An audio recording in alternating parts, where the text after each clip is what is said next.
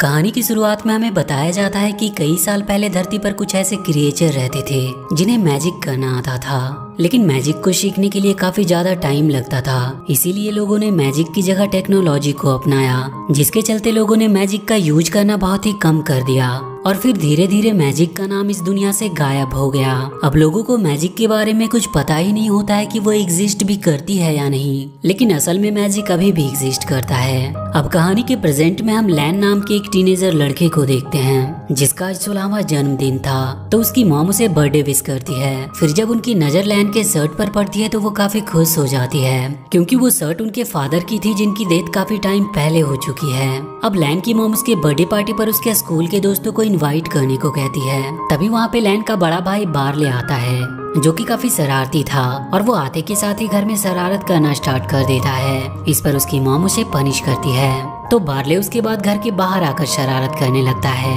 लेकिन तभी वहाँ पर एक पुलिस इंस्पेक्टर आता है जिसकी आधी बॉडी इंसान की और आधी हॉर्स की थी।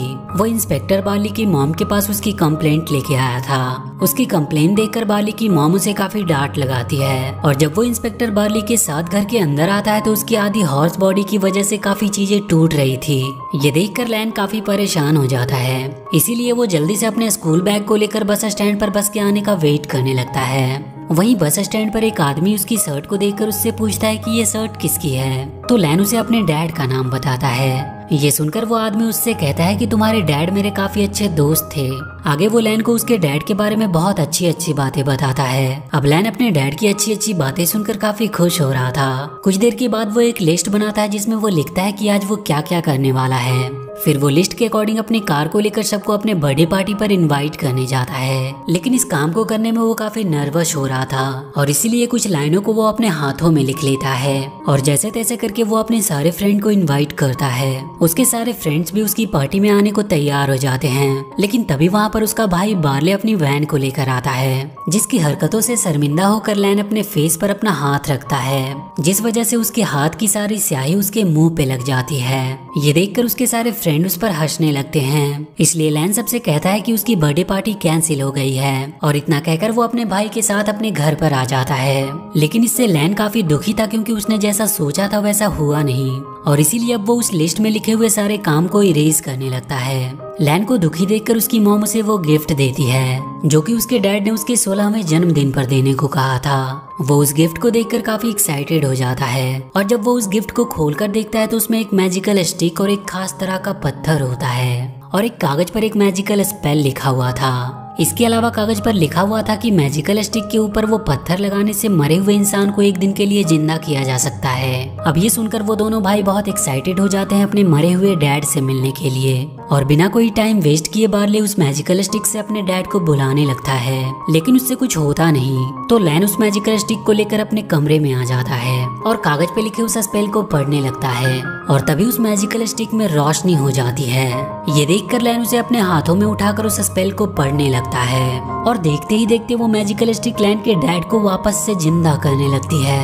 लैन का शोर सुनकर बार्ले उसके कमरे में आ जाता है, और वो ये देखकर लैन को और मोटिवेट करने लगता है, जिससे उनके डैड एक दिन के लिए उनके पास आ सके।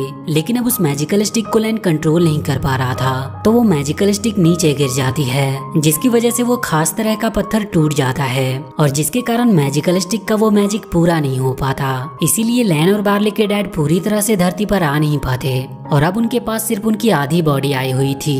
ये देखकर लैन बार्ले के ऊपर बहुत गुस्सा होता है, क्योंकि उसने लैन को मोटिवेट करने के चक्कर में उसे डिस्ट्रैक्ट कर दिया था, और उसी की वजह से वो मैजिकल स्टिक को कंट्रोल नहीं कर पाया। बार्ले उस टूटे हुए पत्थर को देखकर लैन को बताता है कि उसे पता है कि ये खास किस्म का पत्थर कहाँ पे मिलेगा। ये सुनकर लैन खुश हो जाता है और बार्ले से उसे लेकर उस जगह पर चलने को कहता है, और अब वो दोनों अपने डैड को लेकर जाने लगते हैं। लेकिन जाने से पहले लैन दरवाजे पर अपनी मॉम के लिए एक लेटर रखता है। थोड़ी देर बाद जब लैन की मॉम घर पर आती है तो उनकी नजर उस लेटर पर पड़ती है, जिसे देखकर उन्हें पता चल जाता है कि बार्ली और लैन कहाँ पर गए हैं, और इसीलिए वो भी जल्दी से उस जगह पर जाने लगती है। अब कुछ देर के बाद लैन और बार्ले उस जगह पर पहुंच जाते हैं जहाँ उन्हें एक मैजिकल क्रिएचर से मिलना था। वो एक रेस्टोरेंट में उस मैजिकल क्रिएचर से मिलते हैं और उससे मैप के बारे में पूछते हैं, मगर वो लैन को मैप देने से मना कर रहा था, क्योंकि वो मैप का रास्ता बहुत ही खतरनाक था, और तो और वो मैजिकल क्रिएचर एक टाइम पे एक सोल्जर हुआ करता था। था और वो अपने मुंह से आग भी निकाल सकता था।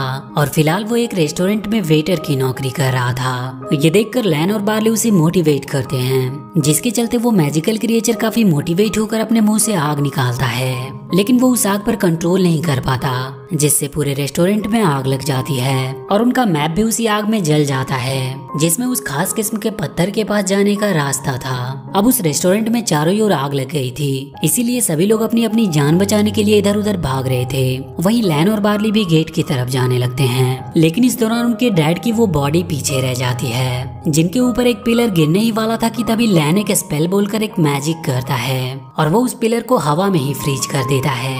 जिसके बाद लैन और बार्ली अपने डैड को लेकर सही सलामत रेस्टोरेंट के बाहर चले आते हैं और उनके जाने के थोड़ी देर बाद ही वहाँ पर लैन की मॉम आती है और वो उस रेस्टोरेंट में लगी हुई आग को देखकर काफी परेशान होती है। उसके बाद वो उस मैजिकल क्रिएचर से लैन और बार्ली के बारे में पता करती है, तो उससे उन्हें पता चलता है कि उसने उन दोनों को उस जगह के बारे में बताया है जहाँ पर वो खास किस्म का पत्थर मिलता है। आगे वो मैजिकल क्रिएचर कहता है कि अगर लैन और बार्ली ने उस खास किस्म के पत्थर को उठा लिया तो उन्हें एक कर्ज मिलेगा। ये सुनते ही लैन की मॉम बच्चों को बचाने के लिए मैजिकल क्रिएचर के साथ उनके पीछे जाती है। इधर रास्ते में जब बार्ली के वैन का फ्यूल खत्म हो जाता है तो उसे एक आइडिया आता है और वो लैन से कहता है कि तुम मैजिक से इस गैस कैन को बड़ी कर दो। लैन उसकी बात मानकर अपने मैजिक से उस गैस कैन को बड़ी करने लगता है, लेकिन उसका मैजिक बार्ली के ऊपर हो जाता है, जिसकी वजह से वो बहुत छोटा हो जाता है। इस तरफ लैन की मॉम मैजिकल क्रिएचर से उस कर्ज के बारे में पूछती है, तो वो उन्हें बताता है कि जैसे ही कोई उस खास किस्म के पत्थर को उठाता है तो वहाँ एक ड्रैगन आ जाएगा जो कि उस पत्थर की हिफाजत करता है। उस पत्थर के हटते ही वो ड्रैगन उस जगह को पूरी तरह से बर्बाद कर देगा। ये सुनते ही लैन की मॉम उस ड्रैगन से बचने का सॉल्यूशन पूछती है। इस पर वो मैजिकल क्रिएचर बताता है कि हम उस ड्रैगन को एक सोल्जर स्वॉर्ड से मार सकते हैं। इधर लैन बार्ली को अपनी जेब में बिठाकर गैस स्टेशन पर आ गया था। अब वो जब गैस कैन में फ्यूल भर रहा था तो बार्ली वहाँ पर कुछ स्मॉल क्रिएचर से झगड़ा करता है, तो वो स्मॉल क्रिएचर बार्ली के पीछे ही पड़ जाते हैं। जैसे तैसे करके लैन बार्ली को उनसे बचाकर कार में बैठ जाता है, मगर बार्ली के छोटा हो जाने से वो कार को अब ड्राइव नहीं कर सकता था, जिसकी वजह से अब लैन को ही ड्राइव करनी पड़ती है, जो कि उसके लिए काफी मुश्किल का काम था क्योंकि उसे ठीक से कार चलाने आती नहीं थी। लेकिन वो अपने डैड और भाई के लिए कार को ड्राइव करता है और आखिर में वो उन स्मॉल क्रिएचर को पीछे छोड़ देता है, जिसके बाद बार्ली भी पहले जैसा नॉर्मल हो जाता है। लेकिन तभी अब उनके पीछे पुलिस आ जाती है और लैन को ना चाहते हुए भी कार रोकनी पड़ती है। लेकिन पुलिस से बचने के लिए लैन और बार्ली मैजिक से उस पुलिस इंस्पेक्टर का रूप ले लेते हैं जिसकी आधी बॉडी इंसान की और आधी हॉर्स की थी। अब एक पुलिस इंस्पेक्टर को देखकर सामने वाले पुलिस ऑफिसर कुछ नहीं कर पाते और वहीं लैन का मैजिक खत्म होने से पहले वो दोनों कार में बैठकर वहाँ से निकल जाते हैं। अब वो पुलिस ऑफिसर पुलिस इंस्पेक्टर के शूज के निशान देखकर हैरान थे। वहीं पे लैन और बार्ली के बीच में बहस होने लगती है, तो उनके डैड एक सॉन्ग लगाकर वहीं पे डांस करने लगते हैं, जिसे देखकर वो दोनों भी उनके साथ ही डांस करने लगते हैं। इस तरफ लैन की मॉम और मैजिकल क्रिएचर एक शॉप पे आते हैं जहाँ से उन्हें वो स्वॉर्ड मिलने वाली थी, लेकिन शॉप की ओनर उस स्वॉर्ड का दाम बढ़ा देती है। तभी लैन की मॉम को पुलिस ऑफिसर से पता चलता है कि उनके बच्चे उन्हें मिल चुके हैं, तो वो बिना कोई टाइम वेस्ट किए उस शॉप ओनर को बेहोश करके वहाँ से स्वॉर्ड को अपने साथ ले जाती है। वहीं लैन और बार्ली एक ऐसी जगह पे आ जाते हैं जहाँ पर खाई होती है और वहाँ से आगे जाने के लिए उन्हें पूल से वैन लेकर जाना था, लेकिन वो पूल फोल्डेड था और जिसको सीधा करने का स्विच भी काफी दूर था। तो इस पर बार्ली लैन को मैजिक से एक इनविजिबल पूल बनाने को कहता है, जिससे वो खाई के दूसरी ओर जाकर उस पूल को सीधा कर सके। लेकिन लैन उस खाई को देखकर काफी डर गया था, तो बार्ली उसे रस्सी से बांध देता है जिससे वो लैन को गिरने से बचा सके। अब लैन एक मैजिक स्पेल को बोलकर खाई के ऊपर से जाने लगता है, लेकिन वो इसमें कामयाब नहीं होता, पर बार्ली उसे गिरने से किसी तरह बचा लेता है। इसके बाद वो लैन को मोटिवेट करता है, तो लैन एक बार फिर से उस मैजिकल स्पेल को बोलता है, जिसके बाद सच में वहाँ पर एक इनविजिबल पूल बनता है, जिसकी मदद से लैन खाई को पार कर रहा था। लेकिन बीच रास्ते में ही उसकी पीठ पर बंधी हुई रस्सी छूट जाती है। ये देखकर बार्ली काफी परेशान होने लगता है, लेकिन वो इसके बारे में लैन को कुछ भी नहीं बताता। अब लैन खाई के दूसरी ओर पहुंच ही गया था कि तभी वो पीछे देखता है तो उसे रस्सी नहीं दिखती, जिसके बाद वो डर के कारण स्पेल नहीं बोल पाता और इसीलिए अब वो गिरने वाला था। लेकिन वो जैसे तैसे किसी तरह ऊपर आ जाता है, जिसके बाद लैन उस फोल्डेड पूल को सीधा करता है और उसकी वजह से बार्ली उस वैन को लेकर पुल की दूसरी तरफ आ जाता है। लेकिन तभी वहाँ पर पुलिस इंस्पेक्टर भी आ जाता है जो लैन और बार्ली को घर वापस चलने को कहता है। लेकिन वो दोनों उसकी बात नहीं मानते और वहाँ से आगे जाने लगते हैं। तो उन्हें पकड़ने के लिए वहाँ पर बहुत सारे पुलिस ऑफिसर आ जाते हैं। इस पर लैन रोड को ब्लॉक करने के लिए मैजिक से एक चट्टान गिराने लगता है, लेकिन वो ऐसा कर नहीं पाता। ये देखकर बार्ली अपनी वैन की मदद से उस चट्टान को नीचे गिरा देता है,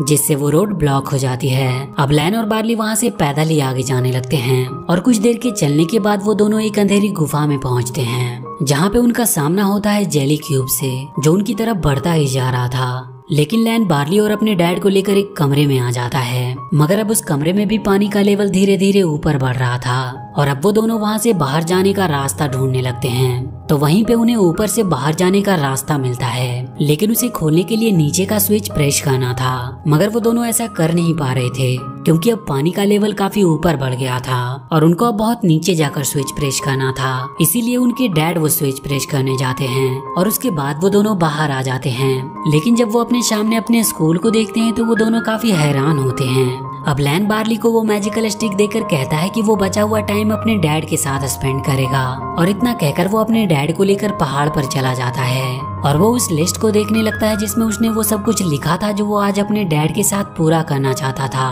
और तभी उसे रियलाइज होता है कि ये सब चीजें उसने अपने भाई बार्ली के साथ पूरी की है और इसीलिए अब वो बार्ली पे भरोसा करना चाहता था। वहीं बार्ली को फाउंटेन में वो पजल स्टोन लगाने की जगह मिल जाती है, तो वो जल्दी से उस पजल स्टोन को उस फाउंटेन में फिट करता है। बार्ली के ऐसा करते ही तुरंत से वो खास किस्म का पत्थर मिल जाता है और वो उसे उठा लेता है, जिसके तुरंत बाद वहाँ पर वो ड्रैगन आ जाता है। लेकिन तभी वहाँ पर वो मैजिकल क्रिएचर लैन की मॉम के साथ हवा में उड़ते हुए आता है और आते ही वो मैजिकल क्रिएचर उस स्वॉर्ड से ड्रैगन के पंख को काट देता है, जिससे अब वो ड्रैगन जमीन पर ही गिर जाता है। वहीं पे लैन और बार्ली अपने डैड को पूरी तरह से वापस ला रहे थे, लेकिन तभी पीछे से लैन की मॉम बच्चों को आवाज देती है कि वो ड्रैगन को बहुत देर तक रोक नहीं पाएगी, इसीलिए बार्ली उनकी मदद करने के लिए जाने लगता है। मगर लैन उसे रोककर खुद ही वो अपनी मॉम की मदद करने के लिए चला जाता है और वहाँ पर वो उस ड्रैगन का सामना करके उसे उस स्वॉर्ड से मार डालता है। लेकिन ड्रैगन के ब्रिक्स की वजह से लैन वहीं फंस जाता है। इधर लैन के डैड पूरी तरह से वापस आ चुके थे, जिनसे बार्ली काफी बात करता है और अब उनके वापस जाने का समय भी हो गया था और इसीलिए वो हमेशा के लिए धरती से चले जाते हैं और ये सब लैन दूर से देख रहा होता है। लेकिन अब उसे समझ आ गया था कि बार्ली ही उसके लिए सब कुछ है और इसके बाद वो जाकर बार्ली से गले मिलता है। इसके बाद कुछ सालों के बाद की कहानी दिखाई जाती है, जिसमें अब ये दुनिया पहले की तरह ही फिर से मैजिक का यूज कर रही थी। वहीं लैन अपने स्कूल में बच्चों को मैजिक सिखा रहा था और इसके अलावा उसने बार्ली को एक नई कार गिफ्ट की थी, जिसे देखकर बार्ली काफी ज्यादा खुश था और फिर वो दोनों मैजिक से अपने कार को उड़ाकर एडवेंचर पर चले जाते हैं। और इसी के साथ ये मूवी यहीं पर खत्म हो जाती है। तो वीडियो अगर अच्छी लगी हो तो please do like and share this video and please subscribe to my channel and press that bell icon.